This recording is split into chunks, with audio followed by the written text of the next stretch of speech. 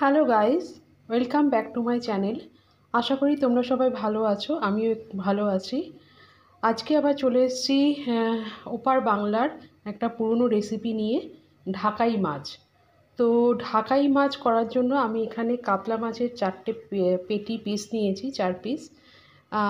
এখানে মাঝারি সাইজের 1.5খানা পেঁয়াজ আমি রাফলি কুচিয়ে রেখেছি, একটা টমেটো আমি রাফলি কুচিয়ে রেখেছি, একটু কাঁচা লঙ্কা আছে, আর 1 ইঞ্চি মতো আদা আছে। তো আমি এই দুটোকে আগে পেস্ট করব, আদা আর পেঁয়াজটাকে আগে পেস্ট করে নেব। আচ্ছা, এবারে আমি এই কড়াইটার মধ্যে পুরো রান্নাটা করব।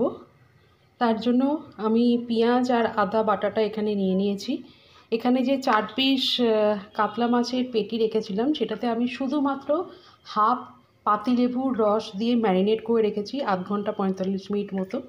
নুন হলুদ এখানে কিছু আমি দিইনি, মাছটা কাঁচাই রান্না হবে। তো এবারে আমি এই মাছটা এতে দিয়ে দেবো।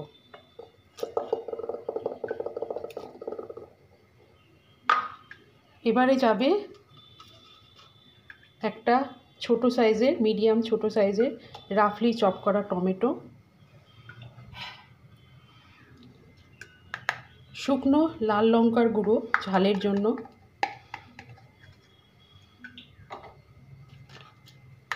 কাশ্মীরি লাল লঙ্কার গুঁড়ো কালারের জন্য,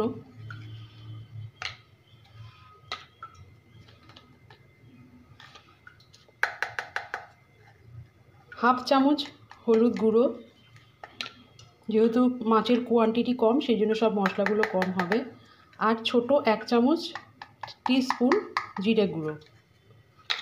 আর এখানে কিছু কাঁচা লঙ্কা আছে, সেগুলোকে আমি চিড়ে দিয়েছি। এরপরে যাবে এতে নুন পরিমাণ মতো,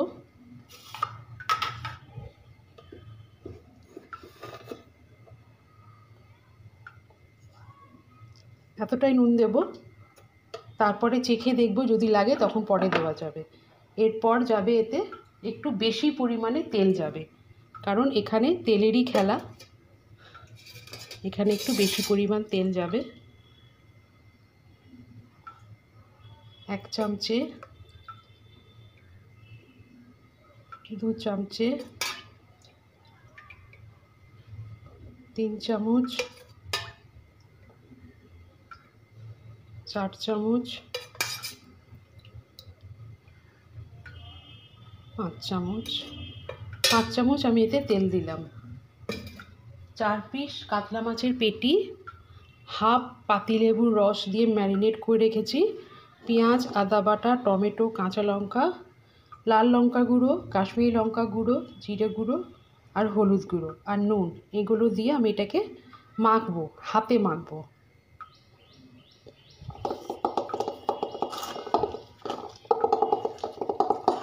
মেখে তারপরে গ্যাসটা জ্বালিয়ে এতে বসিয়ে দেবো।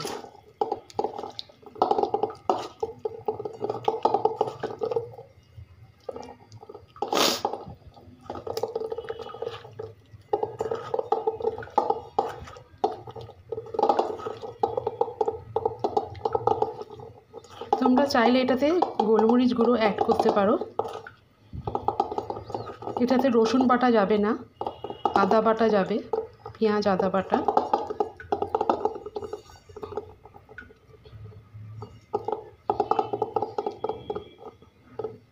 এটাকে আমি মাখিয়ে নিলাম। এবারে গ্যাসটা অন করব আমি।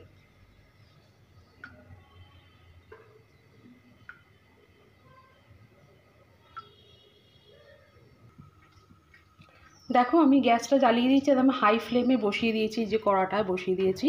আর মিক্সি ধোয়া হাফ কাপের কম একটু জল আমি দিয়েছি, মিক্সিটা ধুয়ে, আর যেটা হাতটা ধুয়ে আমি জলটা দিয়েছি। এবার এটাকে ফুট আসা পর্যন্ত আমি হাই ফ্লেমে রাখবো। যখনই ফুটটা এসে যাবে তখনই এটাকে আমি ফ্লেমটা কমিয়ে দেবো। এটা হবে 30 মিনিট। এটা হবে কাঁচা মাছ, তো খুব কমে আস্তে করে ধীরে সুস্থে জিনিসটা করতে হবে। ফুটটা ধরছে আস্তে আস্তে। এবারে আমি ফ্লেমটা আরেকটু পরে কমাবো। দেখো, ফুট ধরেছে। এবার আমি গ্যাসের ফ্লেমটাকে কমিয়ে দেবো।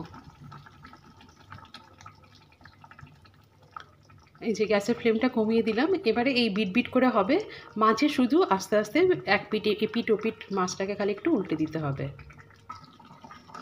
দেখো, এবারে আমি একটুখানি ঘেঁটে দেবো, মানে হালকা হাতে একটুখানি নাড়িয়ে দেবো, নাহলে তলাটা ধরে যেতে পারে।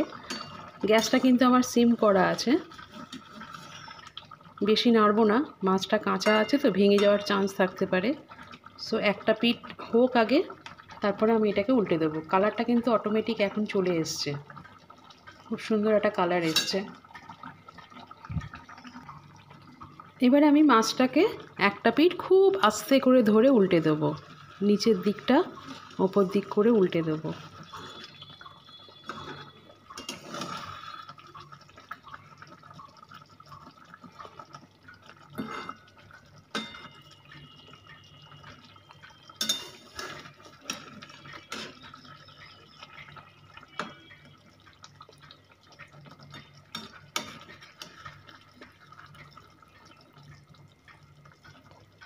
এবারে এই পিঠটা হবে, এটা টোটাল এরমভাবে 30 মিনিট রান্না করতে হবে। কাতলা মাছের একটা আঁশটে গন্ধ থাকে, তো সেটাকে যাতে না থাকে সেই জন্য আমি পাতিলেবুর রস দিয়ে ম্যারিনেট করে রেখেছিলাম আধ ঘন্টা 45 মিনিট মতো। তো এটা হচ্ছে বাংলাদেশের, মানে ওপার বাংলার রান্না। আদা বাটা, পেঁয়াজ বাটা, কাঁচা টমেটো, কাঁচা লঙ্কা দিয়ে সব কিছু একসাথে হাতে মেখে আর কি বসিয়ে দিতে হবে। খুব অল্প সময় চটজলদি রান্না এটা। দেখো আমার রান্না অলমোস্ট কমপ্লিট হয়ে গেছে, মাছগুলো সেদ্ধ হয়ে গেছে, ওপর থেকে দেখতে পাচ্ছ সাইড থেকে তেলটাও ছেড়ে দিয়েছে। মশলার কোনো কাঁচা গন্ধ বেরোচ্ছে না, মানে পেঁয়াজ আর আদার যে কাঁচা গন্ধ সেটা আর এখন নেই। নামানোর আগে আমি একটু করে কাসুরি মেথি ছড়িয়ে দেবো, এতে গন্ধটা ভালো আসবে। তোমাদের কাছে যদি গরম মশলা থাকে তোমরা সেটাও অ্যাড করতে পারো। এবার আমি গ্যাসটাকে বন্ধ করব। আশা করি আমার রেসিপি তোমাদের ভালো লাগছে বা লাগবে, এই রেসিপিটাও তোমাদের ভালো লাগবে। কেমন লাগলো আমার রেসিপি সেটা আমাকে কমেন্ট বক্সে অবশ্যই জানিও। প্রচুর ফলো করো সবাই, আমার পেজটাকে একটু ফলো করে দিও প্লিজ। লাইক কমেন্ট শেয়ার অবশ্যই করবে। আশা করি তোমরা সবাই ভালো থাকবে এই কামনা করে আজকে আমি পেজটা রেসিপিটা শেষ করছি। দেখা হবে আবার নেক্সট কোনো ভিডিওতে। ততদিন সবাই ভালো থেকো, সুস্থ থেকো, টাটা।